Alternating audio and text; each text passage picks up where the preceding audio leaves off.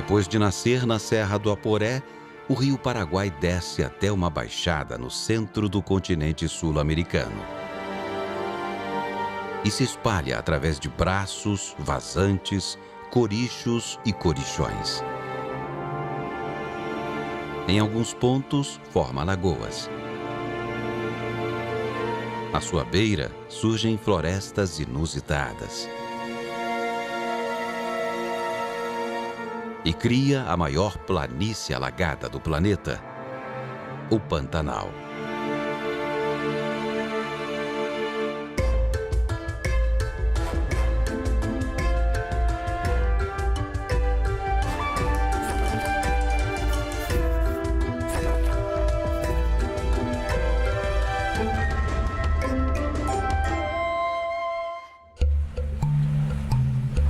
Soprava um vento quente e perfumado, enquanto navegávamos pelas águas barrentas do rio Paraguai.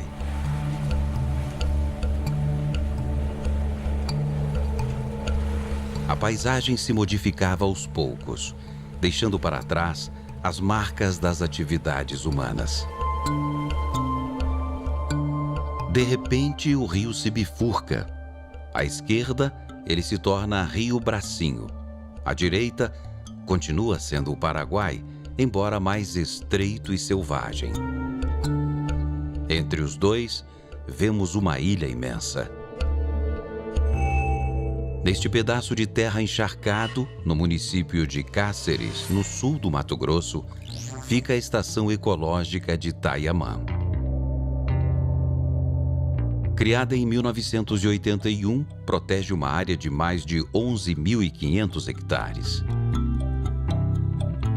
Por se tratar de uma estação ecológica, seu uso é exclusivo para fins de preservação e pesquisas científicas.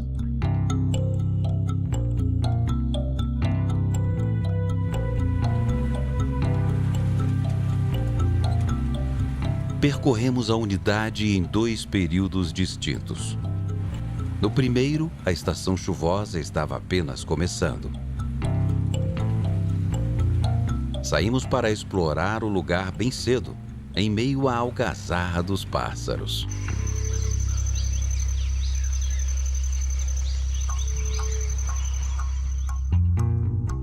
A ilha de Itaiamã é coberta por campos inundáveis, além de lagoas rasas e capões de mata. Por isso, em qualquer época do ano, o melhor caminho continua sendo o rio. Neste trecho, o Paraguai é bastante sinuoso. Em suas margens, encontramos gramíneas, arbustos e plantas aquáticas, como o aguapé. Alguns barrancos são cobertos por matas ciliares.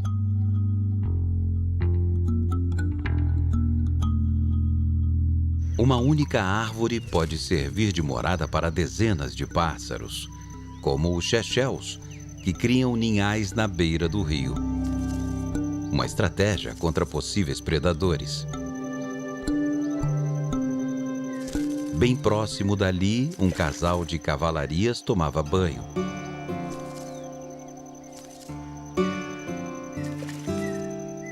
Esta pequena ave ganhou um nome popular inusitado, talvez inspirado pelo topete vermelho no alto da cabeça.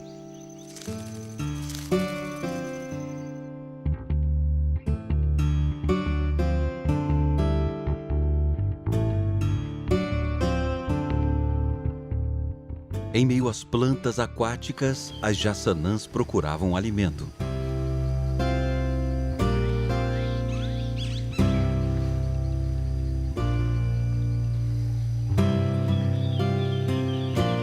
Mais à frente, vimos tuiuius na mesma atividade.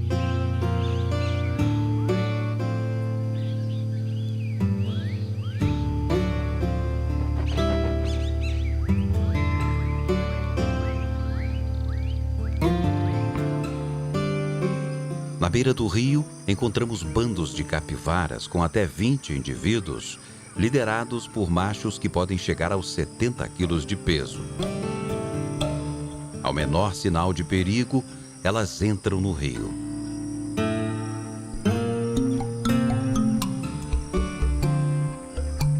Um animal jovem ficou vocalizando em direção à margem. Só não sabíamos para quem ou o quê.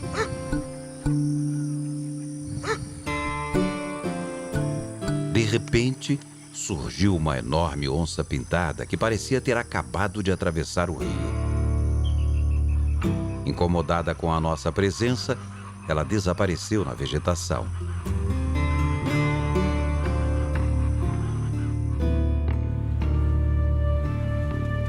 Continuamos a descer o Paraguai e, após uma curva, vimos um animal impressionante.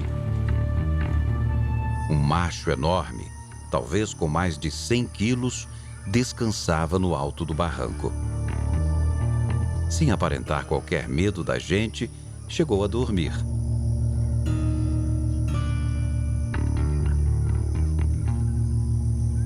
Ao despertar momentaneamente, ficou interessado num jacaré que passava.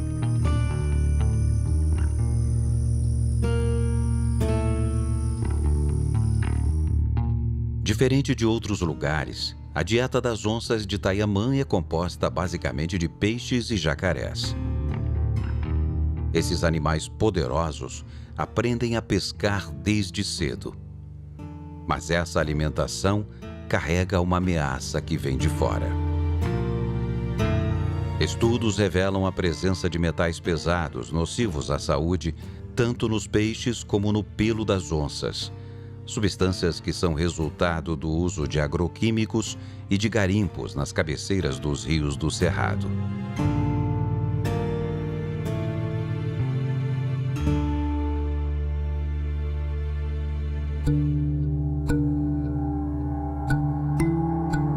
Como o Pantanal pode sustentar uma fauna tão numerosa e diversa?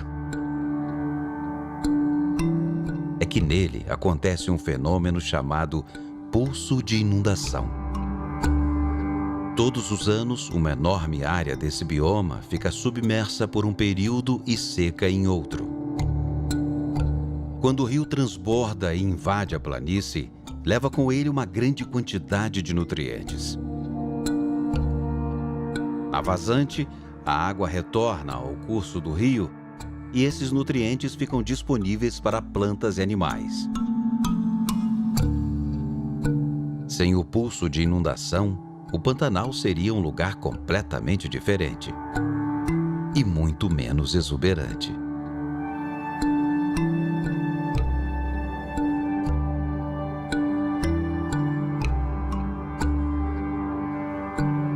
Mas esse fenômeno, bem como toda a biodiversidade da região, estão na iminência de outra ameaça. Se implementada, a hidrovia Paraguai-Paraná vai atingir em cheio a estação ecológica. A passagem ininterrupta de comboios de chatas e as várias obras de engenharia que seriam necessárias para viabilizá-la vão gerar impactos negativos pouco estudados na região mais bem conservada do Pantanal.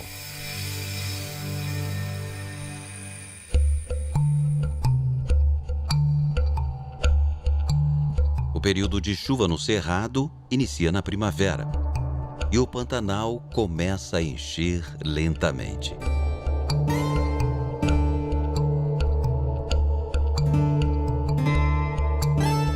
Em julho, quando viemos pela segunda vez, o rio ainda estava cheio, apesar da estiagem.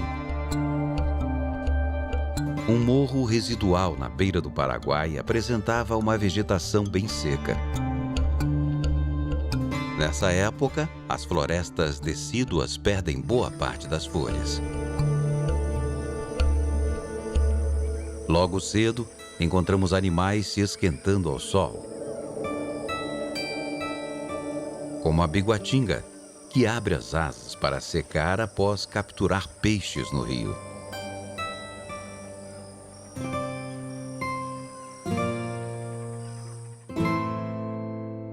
Mais adiante, uma árvore se destacava na margem. Nesta época, o abobreiro fica carregado de flores laranjas. Esta espécie dominante forma verdadeiras florestas e cria um ambiente chamado de abobral. Suas flores são nutritivas e atraem muitos animais. Entre eles, aves, como a cavalaria. O rabo branco de barriga fulva. A iraúna de bico branco. E o sabiá-gongá.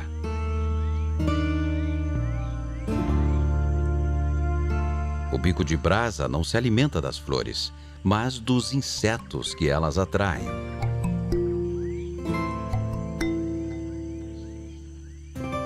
Os pássaros dividem o espaço nas árvores com os bugios pretos. Vegetarianos, esses primatas aproveitam o momento de fartura. O macho possui uma pelagem preta e brilhante. Já a fêmea apresenta uma coloração castanho clara. Eles vão passar o dia comendo o máximo que conseguirem, mas sempre deixam alguma coisa cair. Na água, as flores vão atrair outros animais. Um habitante misterioso coleta uma por uma na superfície do rio. Uma espécie de peixe também aproveita o período de bonança. Além de se alimentar das flores, o pacu come os frutos do abobreiro também, e assim age como dispersor dessa árvore pelo Pantanal. As águas barrentas do Paraguai escondem muitos mistérios e riquezas. Além do pacu, existem aqui mais de 130 espécies de peixes, como o pintado, o caxara e o dourado. Fora da unidade, essas espécies são alvo da pesca predatória, colocando em risco a biodiversidade e a economia pantaneira. Seguimos pelo rio e encontramos um gavião belo vasculhando a margem à procura de presas. Desconfiado, um bem-te-vi logo foi embora. E o gavião continuou a sua busca por alimento, que pode incluir até filhotes de jacaré. No mesmo local, um suiriri estava atento aos insetos que proliferam na beira do rio. Neste caminho, observamos várias taxãs. Uma ficou forrageando despreocupadamente. Mais tarde, um casal dessa ave se mostrou incomodado com a nossa presença.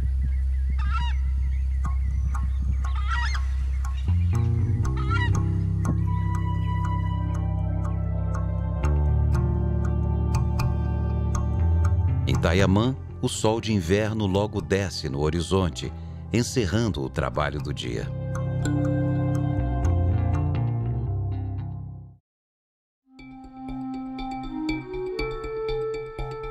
Na manhã seguinte, navegamos até um lugar conhecido como Campo. E entramos por um canal a partir do rio Paraguai.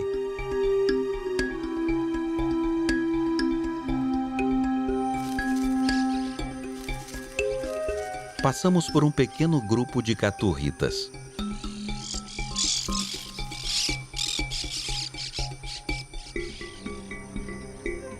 E avistamos um jacaré gigantesco. Mais para frente, encontramos um grande número desses animais. Os jacarés são fundamentais para a dinâmica dos ecossistemas pantaneiros, controlando as populações de várias espécies. Na beira deste canal, vimos também biguás e tuiuius.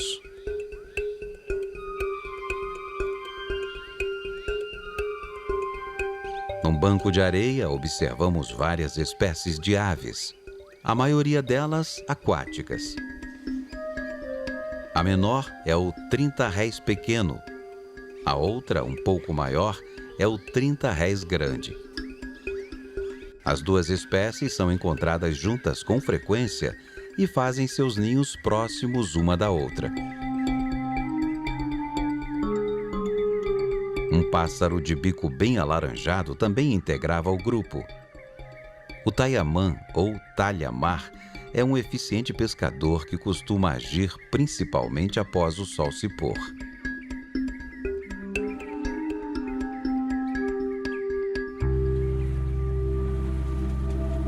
Para passar de uma baía a outra, é preciso navegar pelos corichos, pequenos cursos d'água que ligam canais maiores e lagoas.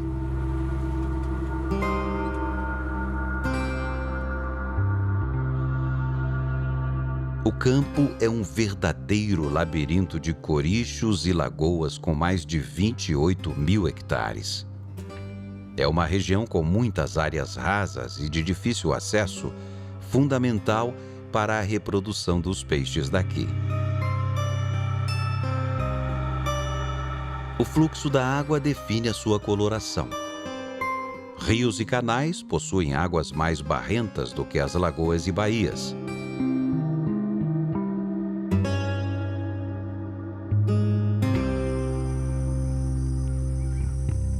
No caminho, observamos um discreto araçapá descansando em meio às folhagens da mata ciliar. Ele aguarda a chegada da noite para sair em busca de alimentos como peixes, crustáceos e insetos. Embaixo da árvore, um casaca de couro amarelo corria através da serapilheira.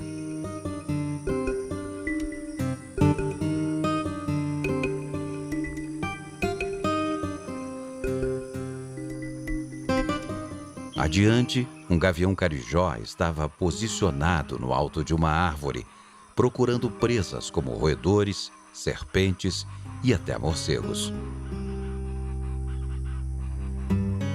Do outro lado do rio, um baguari também parecia estar de guarda.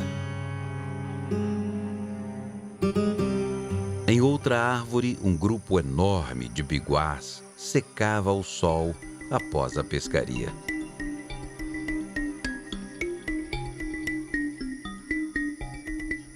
Embaixo, uma surpresa. Passamos ali justamente na hora da onça beber água.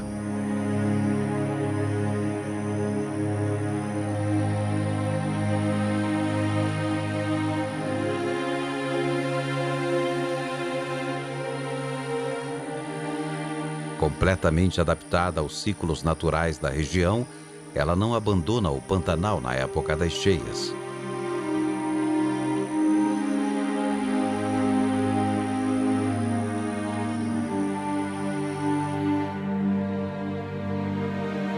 Um quilômetro depois, avistamos outras 2 onças nadando.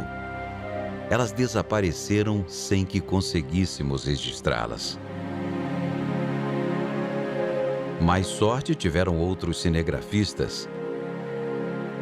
Quando a fêmea está no cio, os machos a procuram para acasalar. No início do processo, a fêmea segue em frente e o macho vai ao seu encalço. Assim, atravessam rios, lagoas e o território de outros animais, podendo até surgir brigas entre diferentes machos.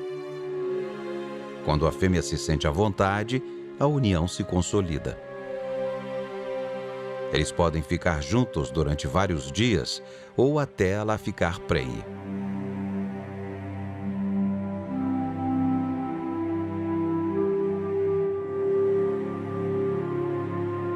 Para existir uma população de onças saudável, é preciso um número considerável de fêmeas e machos. Uma quantidade pequena de animais pode provocar o cruzamento de indivíduos aparentados, aumentando o risco de problemas genéticos. No Pantanal, cada onça precisa de uma área de no mínimo 35 quilômetros quadrados para viver.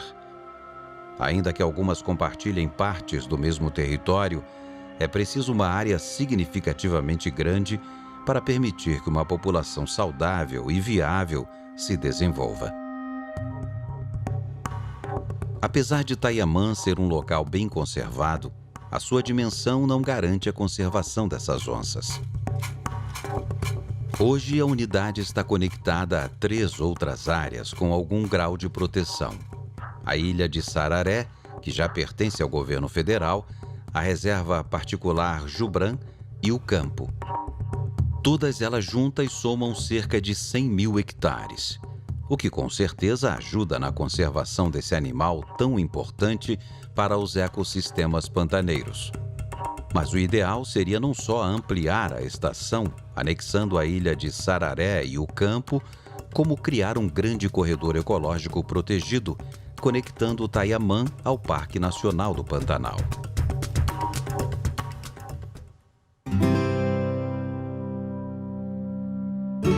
Chegando ao final da tarde, seguimos pelo Rio Paraguai. Nas margens do rio, identificamos mais espécies de aves, como a ariramba de cauda ruiva, o martim pescador grande e um japacanim. Em todos os barrancos que paramos, haviam pegadas de onça-pintada. Na mesma margem, observamos o gavião caramujeiro, um especialista na captura de moluscos e insetos aquáticos. Perto do leito do rio, um socó-boi se equilibrava, preparando-se para o fim do dia.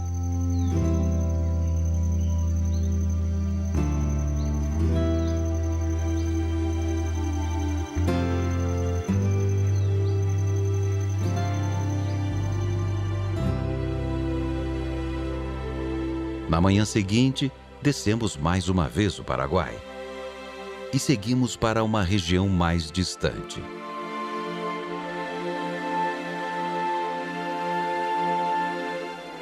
Mesmo atormentado por outro pássaro, um gavião preto procurava algo em meio à vegetação ciliar.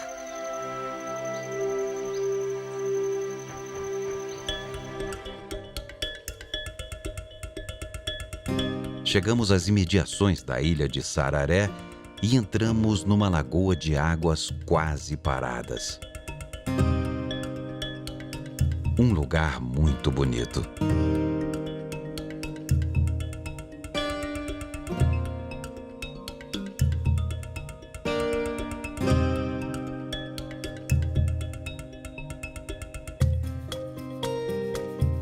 Nos vastos campos alagados, observamos diversas trilhas criadas pelos bichos.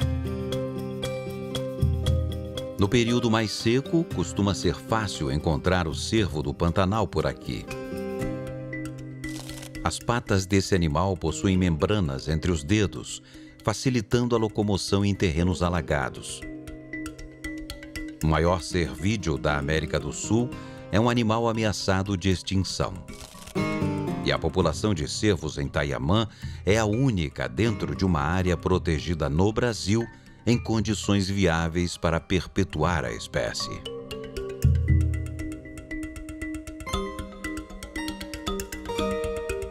Voltando de Sararé, entramos pelo Rio Bracinho. Nesse trecho, encontramos um dos maiores abobrais da região. Uma floresta impressionante.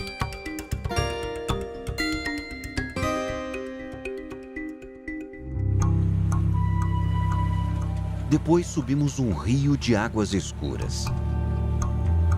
E ficamos deslumbrados com o encontro do Paraguai com o Rio Formoso.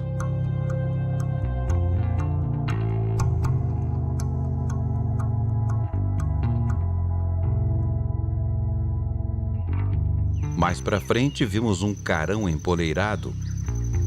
Esta ave se alimenta de moluscos, rãs e insetos que captura na beira do rio. Voltando ao final do dia, nos deparamos com uma onça-pintada fêmea. No início, ela parecia um pouco receosa e ficou escondida no meio da vegetação. Mas logo se acostumou com a gente e caminhou pela margem do rio.